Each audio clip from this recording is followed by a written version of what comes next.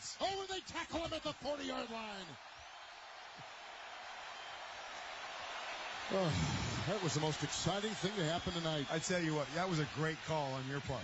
That was a great call. All right, I'm ready for the last 11:31 now, Kevin. Let's go. Look at the police. They've surrounded this man like he is, like he's just robbed a bank. I tell you what, he got a whole lap in before they got him. I mean, that was pretty good.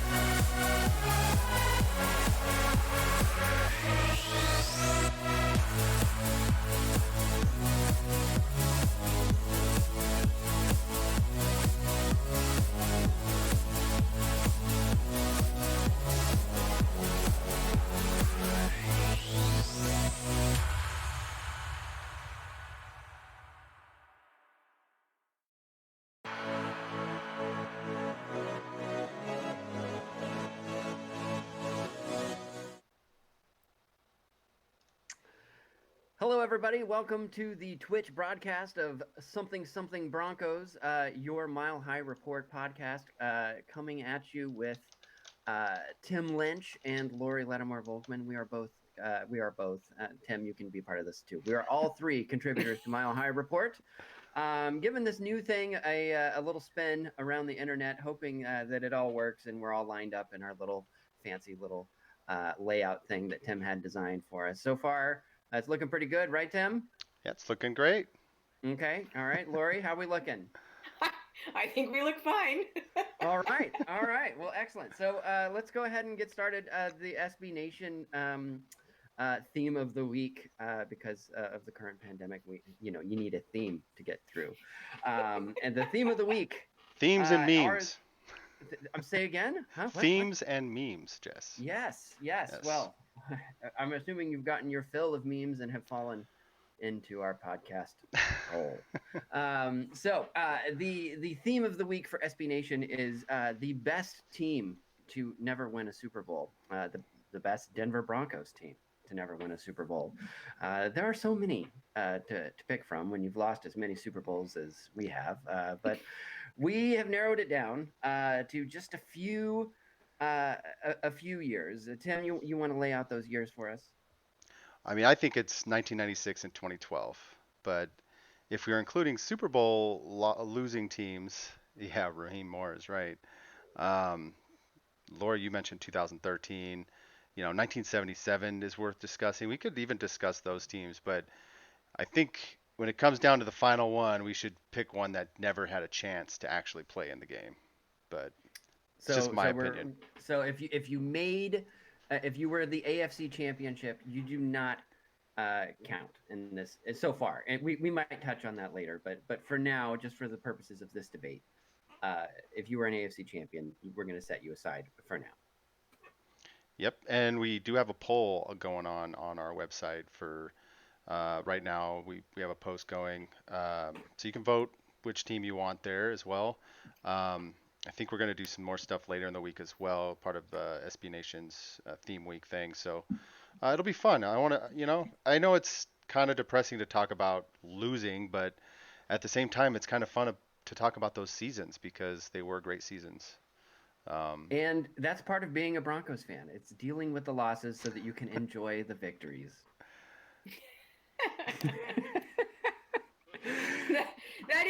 That is the slogan for being a Broncos fan, I think. It gets better sometimes. Hey, it could be, like the Chiefs, it gets better once in your life generationally. Yeah, we have been pretty blessed to enjoy a Super Bowl 3 times at least within my life. I think Scotty was probably like 2, 3 when they won the back-to-back ones. Like he probably doesn't remember those. Poor guy. He's probably still being a jerk on Twitter then too. No, bless his heart. So, all right, well, let's start us off. We'll start with 1996. It was the last year in the orange uniforms. That first and foremost, it was Mike Shanahan's first year, and it was a heartbreaking year. Yeah, I think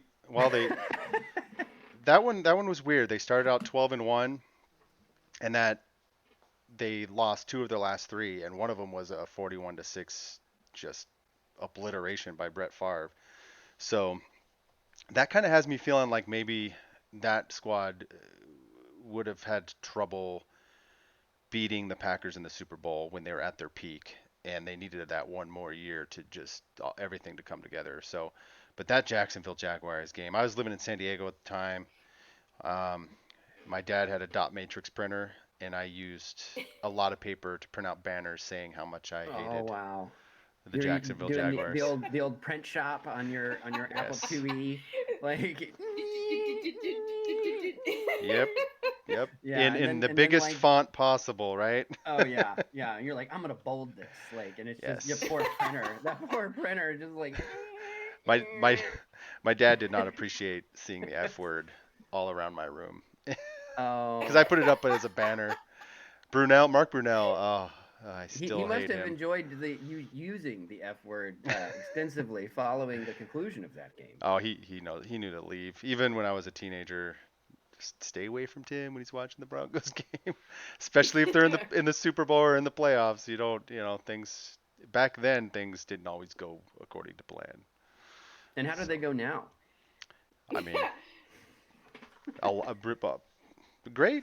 They won. They won three Super Bowls out of 4. I mean, I'll take those odds. The whole 0 for 4, and then having the best team you've ever seen in your life losing the first round. No, that's not good. That wasn't fun.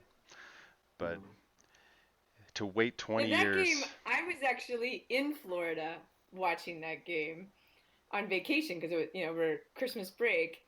And remember the first half, what was it? 27-6, 27. No, the first half was 13-12. Because the Broncos came out 12. They come up with the lead early, and then they blew it. And then by the fourth quarter, they were down by almost over 10.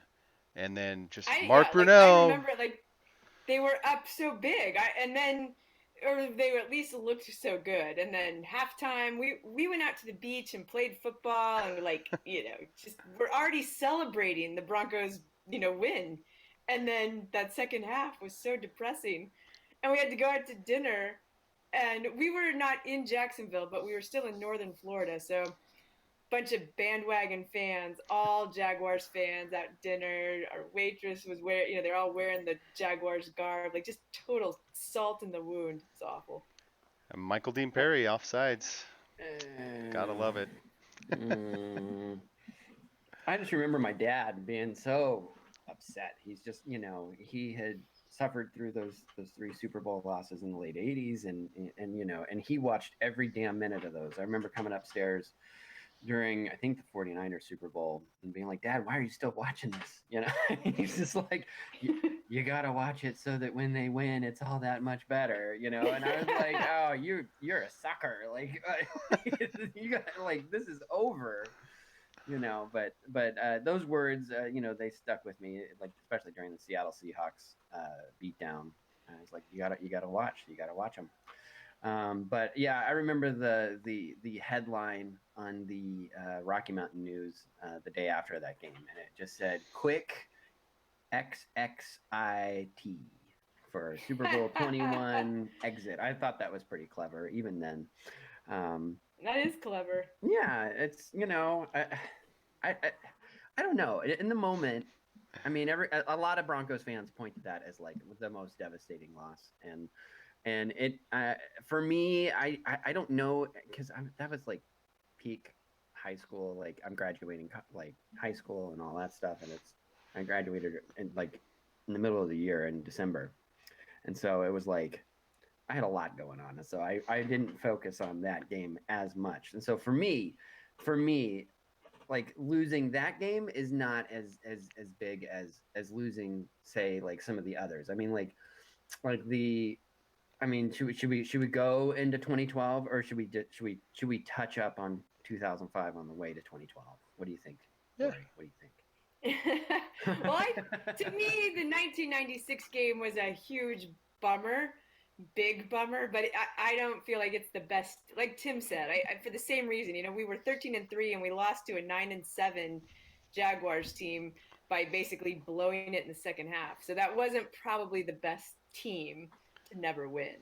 I definitely feel like 2012, and as we were talking earlier before the show, I hadn't thought of this, but that 2005 team was stacked. I almost feel like they might have the edge. I don't know. And Jake Plummer had the preemptive, full on pandemic beard, pre-pandemic.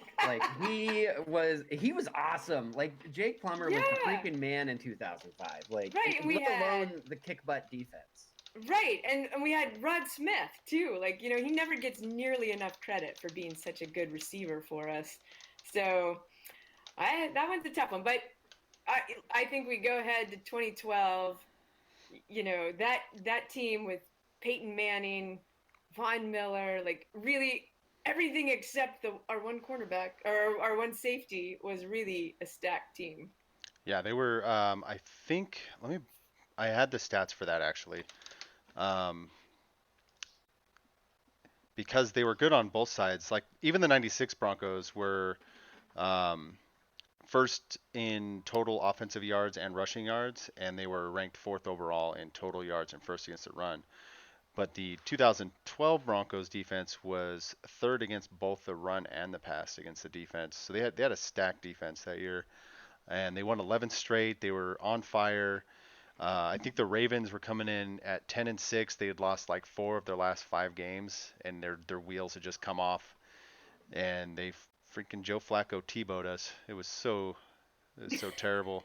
Oh, you had to sneak in old Timmy into Hey, this episode. Hey, it's a live Twitch show. Pulling out Tim. the Tim Tebow. Tim's got to stick together, man. All right. Well, yeah, the 2020. I mean, it was, it's Peyton Manning. It's that, it was the first year of Peyton Manning, and we got to see just how good that defense was without Tim Tebow. See, I just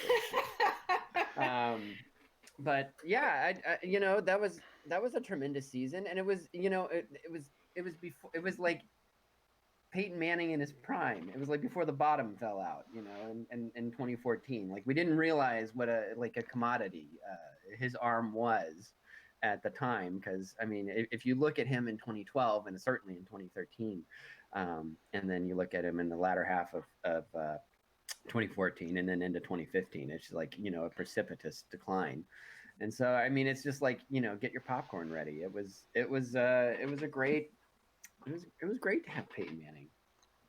It was. Can you imagine? Here. This is not a fair question or scenario, but could you imagine if we had the 2012 offense with the 2015 defense? Like, that would have been a dynasty team forever, for years, with Manning and DT. I don't know. I think Oh, John Decker. Fox. I think John Fox would. Lady. Lance Ball, Ronnie Hillman. I just Yeah, think. but that's what I'm saying. If Peyton Manning was peaking, he was like right before his peak in 2012, because 2013 was amazing. But we couldn't keep, we had an offense that could score 50 points. We didn't have a defense that could really dominate. So we had, we were just barely scoring more than another team, like the Cowboys game. But if we had that Von Miller, DeMarcus Ware defense and Peyton Manning when he was prime, and like even Stokely and DT, like, it would have just been amazing. You still would have had John Fox, though. That's what I was trying to. Well, I don't know. Do you have to? We didn't say which coach you take. We could take Kubiak. If we're going to take the 2015 defense, let's take him. Let's take Mike Shanahan. We might as well just pick whatever coach we want to. I mean, if you had Mike Shanahan in his prime with Peyton Manning, I think Mike Shanahan was looking for a Peyton Manning like the last 8 years of his career. Yeah. But yeah. Well, you guys are also discounting the fact that for 14 games during 2012, we also had Gronkowski, which a lot of people don't remember. We had the wrong Gronkowski. We had Chris Gronkowski, and he was terrible. Yes, we are forgetting that. Yes. Oh, thank you. are you looking at a roster right now? I may be. Well, when you see the name Gronkowski, it jumps right up at you. That and Virgil Green, remember him? He was gonna always be that pass-catching tight end that we always wanted him to be. I can't stop looking at your Mike Lodish name. It's bugging me, but Oh, nobody else can see it. Oh, yeah. No, So in our video conferencing software, Jess Place decided his name was going to be Mike Lodish for this call. Love Mike. Love him. Yes. Well, they can't see that, so. Well, I mean, in my mind. Well, here, real quick. How many receptions did Virgil Green have in 2012? Pass catching tight end. Remember, he was always going to be the pass. 29. 6. Okay. Yeah, I lost. Really closer. 29. 6. He didn't even have 29 targets, I bet. He was targeted 6. He caught 5. Oh. So, So his percentage is quite good. See, Oh, he wow. was a pass catching Stellar. tight end. We just didn't use him that way. Well, we will always remember him as the great Charger.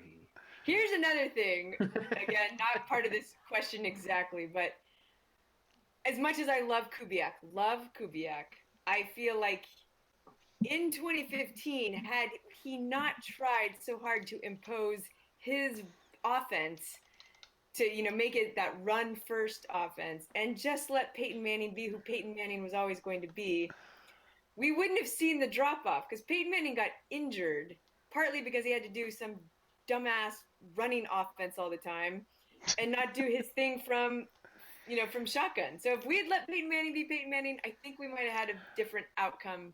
You're With talking the offense. 2015?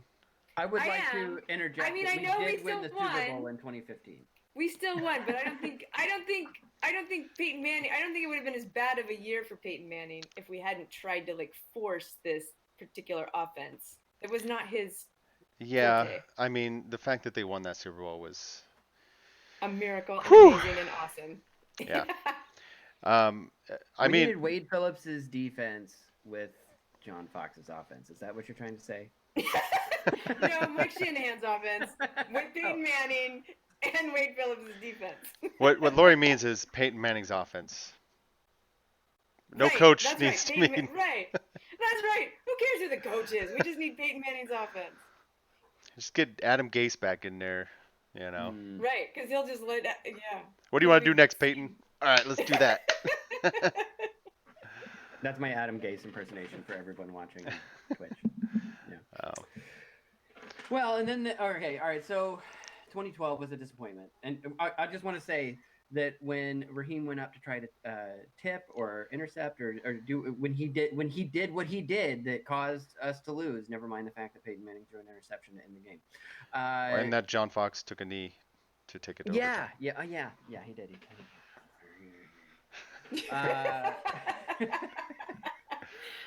My wife, who doesn't watch very much football, was sitting on the couch next to me when that happened, and she was just kind of like, doing whatever, and like it was just like, oh, of course they're gonna win, and and I'm antsy and all that stuff, and then he catches the ball, the Raven player, I forget his name, jerk, and and my wife kind of looks at me. She's like, "Oh, that's not good." And I'm like, "No, it's not good. No, it's not good." And then, that was it. Raheem the Dream. Yeah. Well, he was I guess he's probably the success story of the limited XFL run from this year, huh? He signed somewhere, didn't he? I think the XFL doesn't. I'm gonna put you on the spot, Lori. Where did he sign? I couldn't even name an XFL team if you asked me to. No, I think he signed an NFL contract. Jacoby Jones. John on chat, just let us know. Or was it Jacoby Jones? No. Oh man, now I don't even know. Well, this is terrific. Okay, moving on. We don't know that stat. It is Jacoby Jones. Okay. Yeah. Okay. All right. Well. So I think we should talk about the 2005 team. Okay. Compare them to because honestly, other than you have Jake Plummer, who was awesome, but comparing Jake Plummer to Peyton Manning is not quite the same. But then that defense in 2005, you had Champ, you had Al Wilson, the Broncos. Yeah. Yeah, well, you had the swan song of one Bradley Van Pelt. Thank you, Jess, for always bringing it up. Oh, I love Bradley Van. The reason why it's so memorable to me is because, again, I'm going to bring up my wife. That's twice. Drink, everybody. I got engaged in San Diego right before the final game of the year, and I was at the December 31st San Diego Chargers game, where Bradley Van Pelt came into the game and then proceeded to just run crazy around the field. And it was like, it's Bradley Van Pelt! Oh my God, it's amazing! And it was also the game that and I remember it as John Lynch doing this, but I found out in later years it wasn't John Lynch that broke Drew Brees and caused him to be summarily traded to the Saints. And so this was also Drew Brees' last game in San Diego, and I was there. I saw it. I saw him get hurt. Wasn't that the rotator cuff or something? Yeah, it was nasty. Yeah, but it wasn't John Lynch who did it. It was someone else. I always thought it was, but it It wasn't John. I thought it was John Lynch too. I don't know, but it like that season. This is my season that I'm going to advocate for as being the greatest that we didn't win an AFC Championship or Super Bowl. Like that playoff game against the New England Patriots was amazing. It was so amazing. Like, I mean, even the punter got in on it. Like, I mean, how great is that? Like, the Patriots fans are still mad about the Champ Bailey interception on that pass intended for Benjamin Watson. And they still love to try to point out that he didn't score a touchdown. He didn't, the line is here. It's like the freaking Zapruder film. Like, like the Music City Miracle hasn't been broken down as intensely as this. Like, it's absolutely ridiculous that just a few months ago, our sister site, Pat's Pulpit, published like their Zapruder breakdown on like the whole thing, and it was ridiculous. And we all know that those guys on the field got that call right. The ball was out at the 1-inch line. Yes, right. We do. That's right. But like right. that, like Champ Bailey was at his peak then. Like that was a great defense. Al Wilson, Ian Gold. I feel like the 2005 defense was as close to the 2015 defense that you could get, because that team won every game, it seemed like, they're just hanging on by a thread. Yeah. For 13 wins, and, it was just like by a thread. And it didn't start off well either. No. They booed off the field with the Chargers, right? In the first half. And then they came out and won the game. Was that week 2? Oh, Jess is frozen. Yeah. We've lost Jess. He's gone. Oh, no. Oh, he's back. There he is. He's just making funny faces at us. He's gone again. Internet. Yeah. Everybody's online. Anyway. Well, he'll come back at some point. Yeah. He needs to disconnect. He'll come back and he's going to talk about like 1967 Broncos. So we just leave him frozen for a little while. Poor guy.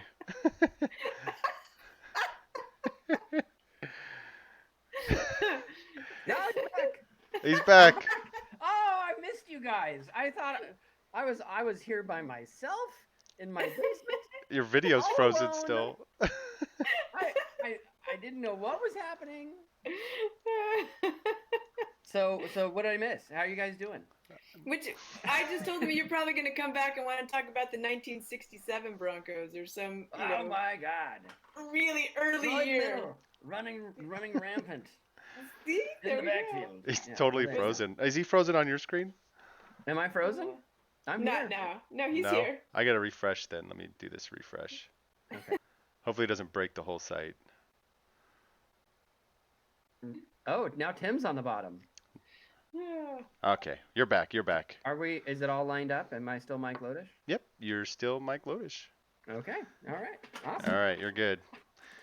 So anyways, in 2005, like, I just gotta say, like, there was a sports bar in my neighborhood. I lived in Hollywood, California at the time. It was called a Big Wings. It was a chicken wing place. Got to make that point very clear. It was very chicken wing oriented, called Big Wings. They still open? And no, they closed a few years back, but they had a bunch of locations around Los Angeles. So I think they just made a ton of money and were like, all right, sweet, we're good, thanks, bankrupt, we'll just loot the place, as they do. But it was full of Broncos fans. They would bring in big things of plywood and put them over the pool tables, and it was just like packed, and it was crazy. And I may have had a few drinks and was leading Broncos bar chants in this bar, and it was a tremendous amount of fun, especially because we won. And I'm thinking Super Bowl, like, we're gonna go Super Bowl. And we did not go to the Super Bowl, but it was a damn good time. So for me, 2005, that is the best team that didn't win the AFC Championship or Super Bowl. For me, just for the AFC Championship. I have another one if we want to loop in Super Bowl. Yeah. So do we have to vote? I don't know. I think I might go 2005 also. I'm going 2012. That team was just. If they'd gotten past the Ravens, they would have steamrolled all the way for a championship that year. Because the 49ers, I mean, come on. They weren't that good. Their defense was Wait, can I good, but just Peyton would have just picked them apart and did his thing. Yeah. Yeah. before I got kicked off by the NSA for speaking truth about the Denver Broncos, I gotta say the 2005. This is the other point I wanted to make about 2005 is that it started off very horribly. Like, do you guys remember? Like, we played the Miami Dolphins, and I was at a different bar in Hollywood, and I was there with some Packer friends of mine, and the Packers also lost their opener. And I will never forget my buddy. He'd had vastly more to drink than I, and he was just like digging the knife like into the table at Hooters, like because we go to nice places, big wings, Hooters, like we keep it real, 2005, our options were very limited. But yeah, he was just like digging the knife into the table, and like that was what I remember. And then and then it all turned around from there. Like we won 1, 2, 3, 4, 5 in a row following that. Well, the turnaround came at halftime in week 2 because they were down 14-0 to the Chargers at home. That's right. And they got booed off the field, and they came out and just smothered. That's the John Madden, you got to blow the carbon out, like call, right? Where Champ Bailey intercepted the pick and went back, and the rest was history that season, right? Yeah, they went on and they won a lot of games after that. Also, honorable mention. See, that's the thing. Honorable mention. Plummer and Rod Smith and Champ Bailey, they deserved a championship for that for that year. And it also built the legend of one of the arch villains in Broncos history, Amani Toomer. Remember old Amani? Twice he caught game-winning touchdowns. 98, right? Yeah, in '98 that killed the perfect season then. Yeah. And he also caught the game-winning touchdown in that game in New York in the final seconds to beat the Broncos. So Amani Toomer, I hate you. Bronco killer. Well, I think, and I've heard interviews with him, and he's like, "Oh yeah, no, they hate me." I think I think the 2012 team completely demolishes the 2005 team, and I think they probably beat the 1996 Broncos too. So that's why I picked them. I just think I think that's the best team that ever fielded that didn't make a Super Bowl for the Broncos. Well, you're wrong. I'm wrong. I'm on an island of right, Jess.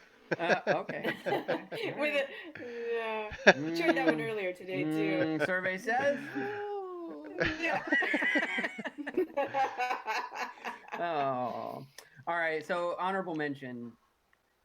For me, the greatest team that didn't win a Super Bowl has to be the 2013 Denver Broncos. They were the greatest offensive team in the history of the NFL. Like, right? Like, can we at least agree on that? Hey, nope. Oh yes, and if we have Von Miller in that game, and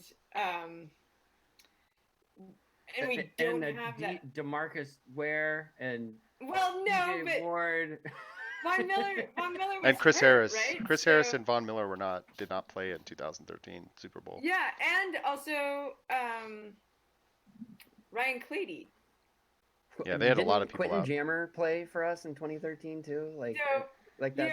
If we had the guys that were on the team that just weren't hurt, like that roster was, I agree. I mean, they definitely.